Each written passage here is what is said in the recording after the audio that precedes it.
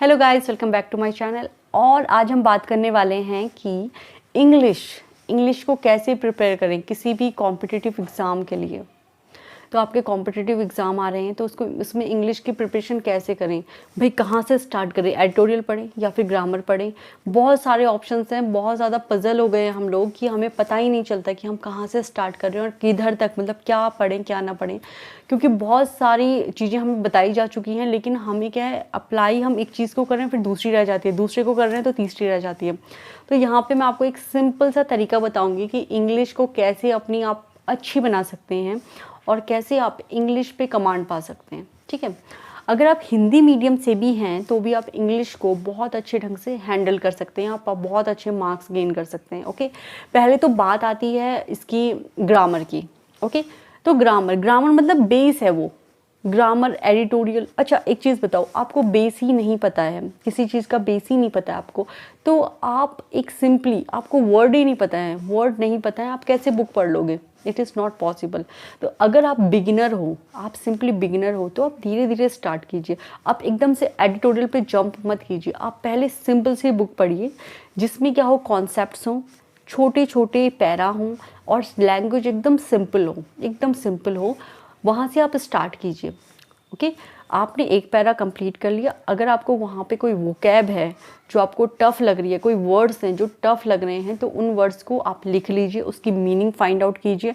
अब तो क्या आपके फ़ोन पे डिक्शनरी है, आप डिक्शनरी से कौन वर्ड्स को उसकी मीनिंग देख सकते हो और आप उसको सिंपली लिख के आप उसको लर्न कर सकते हो। ओके, दूसरी बात यह है कि वोकैब क्या होती है, वोकैब आप सारी वोकैब को लर्न नहीं कर सकते हो, आपको वोकैब वही याद रहेगी जो आप डेली अपने लाइफ स्टाइल में यूज़ कर रहे हो। अदरवाइज़ आपको वोकैब याद करनी पड़ेगी, या फिर आपने जो भी वोकैब लर्न की है वो आपको तब याद आएगी जब आप उससे रिलेटेड कोई टॉपिक पढ़ रहे हो और वो वोकैब 3-4 बार रिपीट हो गई है। ओके, सो क्या है, आपने पहले स्टार्ट कहाँ से करना है, simply there are small paras which you can learn in very beginning. After this you can jump to big paras. पहले आपने छोटे पैरा पढ़ना स्टार्ट किया, उसके बाद आपने बिग पैरा पे जंप किया। अब क्या होगा, यहाँ पे अगर 6 लाइन का एक पैरा था, आपने उसे स्टार्ट किया पढ़ना, उसमें जो भी वर्ड मीनिंग्स थे वो आ गए आपको, आपने लर्न कर लिए। आफ्टर दिस आप 10 जो लाइंस का पैरा उस पर जंप कीजिए, फिर धीरे धीरे इसी तरह से कंसिस्टेंट रहिए और धीरे धीरे क्वांटिटी को बढ़ाइए। क्वांटिटी बढ़ेगी आपकी तो यहाँ आपकी क्वालिटी भी बढ़ेगी। ओके, सो यहाँ पे क्या है, इंग्लिश लर्न करने के लिए बहुत सारे लोग बोलते हैं कि reading is a very important part, but I want to tell you reading is a important part, या but writing is also a very important part in English learning. If you want to learn English, then you have to write something on your paper, on your notebook. Whatever you are reading, you have to write that on your notebook. And what is the benefit of this? This will give you benefit. I'll tell you.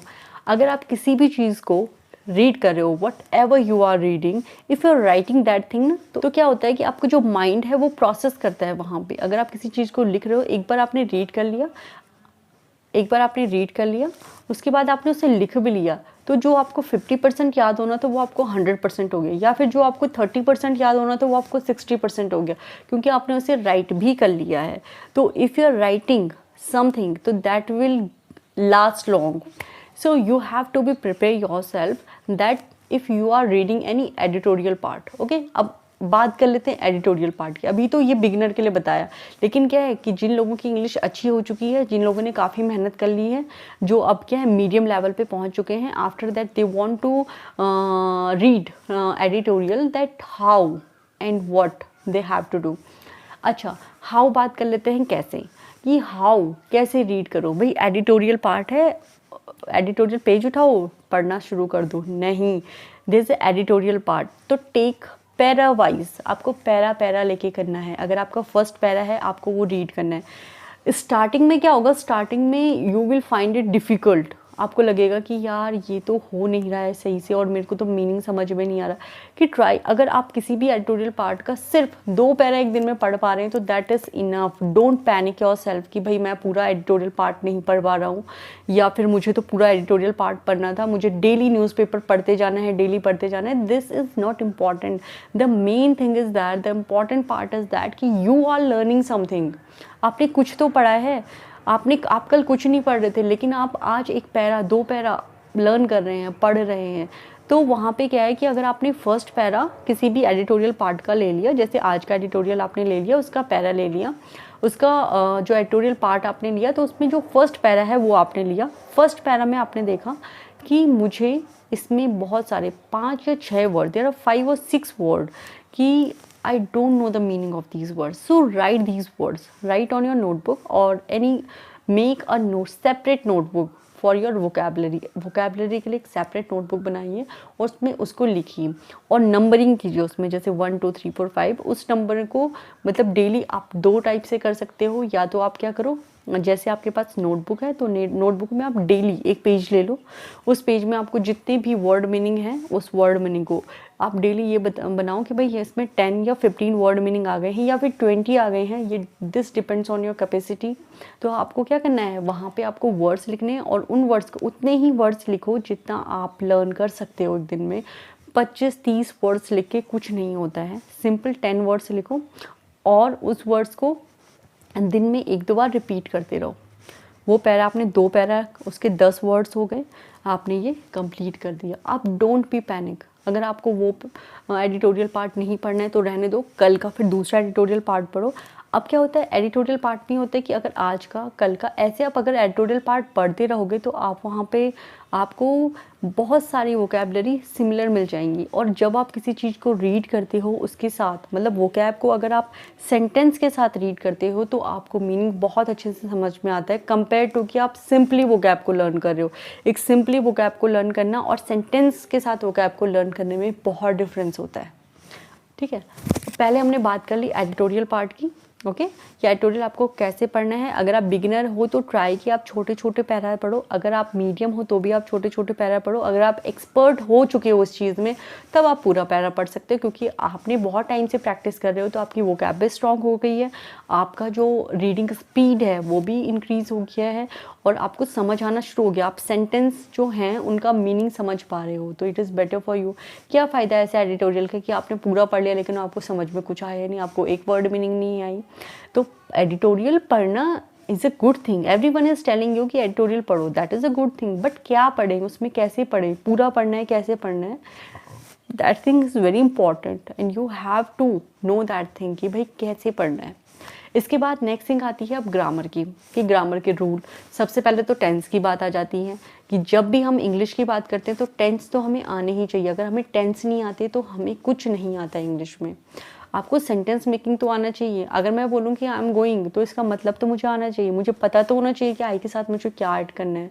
तो इस type से आपको sentence making आनी चाहिए, उसके लिए आपको tense आने चाहिए, उसके बाद धीरे धीरे रूल्स पढ़ते जाते हैं। ओके, एडिटोरियल पढ़ने से क्या होता है कि आपके माइंड में एक सिंपल चीज़ आ जाती है, जैसे हमें बचपन से लैंग्वेज सिखाई जाती है कि जैसे हम हिंदी बोल रहे हैं तो हम बचपन से बोल रहे हैं, एक बच्चे को टेंस नहीं पता लेकिन वो फिर भी प्रॉपरली सेंटेंस बोलता है वो अपने सराउंडिंग में। ओके, तो एडिटोरियल पार्ट भी इम्पॉर्टेंट है, ग्रामर भी इम्पॉर्टेंट है और ग्रामर में टेंस बहुत ज़्यादा इम्पॉर्टेंट है। ठीक है, so you have to learn tense. Firstly, you have to learn tense and after that you jump to editorial. If you don't know about tense, so please don't jump on editorial. After that, it comes to listening. Listen. Whatever we are listening, that will last long in our mind. Okay? So whatever you are listening, just observe that thing. कि हाँ हम क्या listen कर रहे हैं, इसका meaning क्या है. Okay? तो लिसनिंग के लिए आप टीवी शोज़ वॉच कर सकते हो, आप इंग्लिश सॉन्ग सुन सकते हो, आप नेटफ्लिक्स पे बहुत सारी सीरीज़ देख सकते हो और सीरीज़ तो इंटरेस्टिंग भी लगती है, आपको इंटरेस्ट भी आएगा। उसको प्लीज़ सबटाइटल करके देखिए जिसमें इंग्लिश में लिखा होता है नीचे से। स्टार्टिंग में क्या होगा, आपको प्रॉब्लम होगी, मतलब आपका ध्यान स्क्रीन पे नहीं रहेगा, आपका ध्यान जो नीचे सबटाइटल चल रहा है उस पर रहेगा, लेकिन धीरे धीरे आपको हैबिट हो जाएगी और आपको अंडरस्टैंड होना शुरू हो जाएगा। So guys, these are the simple things जो अगर आप बिगिनर हो और आपने काफ़ी तैयारी कर भी ली है तब भी आपके लिए ये टिप्स बहुत ज़्यादा काम आने वाले हैं।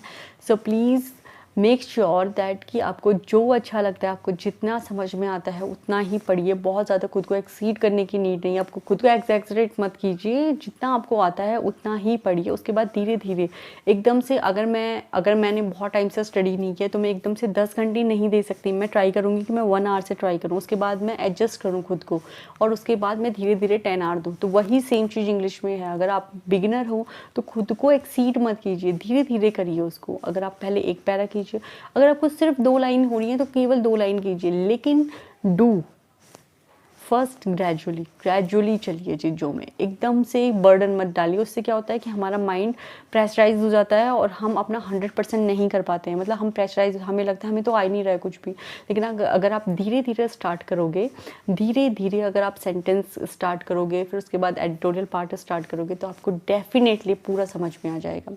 So guys, thanks for watching my video, and if you like this video so please like it and please subscribe my channel.